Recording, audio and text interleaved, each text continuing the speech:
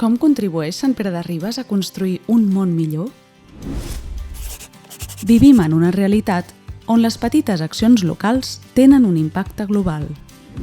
Per aquest motiu, tots som responsables del que passa al món i hem de cooperar per aconseguir una vida més justa per tothom i respectuosa amb el medi ambient. En aquest context, neixen els ODS, els Objectius de Desenvolupament Sostenible, un conjunt de 17 objectius mundials que, entre d'altres, inclou erradicar la pobresa i ser sostenibles d'aquí a l'any 2030. L'Ajuntament, el Consell Municipal de Cooperació i les ONGs que en formen part porten temps lluitant per assolir alguns d'aquests reptes.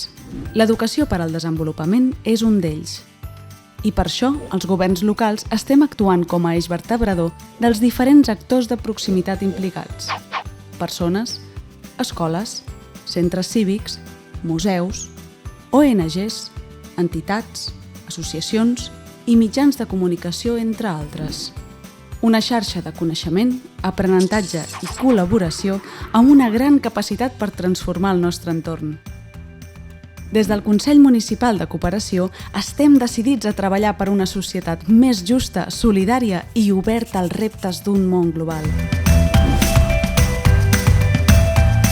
Yo soy Andrés Castro Cipriano de la Asociación de Médicos Peruanos de Barcelona. Hacemos proyectos sobre todo de desarrollo en Latinoamérica, fundamentalmente en nuestro país de origen, que es el Perú, en las zonas deprimidas. Hacemos trabajo, como puede suponer, inicialmente de salud, ¿no?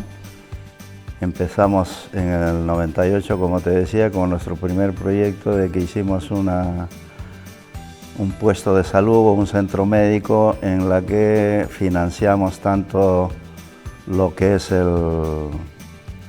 la infraestructura total del centro, lo equipamos también, lo inauguramos en el 2000, después de 2 años de intensa sensibilización, tanto aquí como allí, y después hemos hecho, como en educación, implementación informática en las instituciones educativas de las áreas rurales, y últimamente estamos más centralizados o polarizados por las necesidades de ellos, de que nos piden ayuda en infraestructuras como son reservorios para el agua para la agricultura y caminos de vehicular, carreteras de trocha carrozable a los centros donde puedan recuperar terrenos seriazos para la agricultura, que es de lo que viven.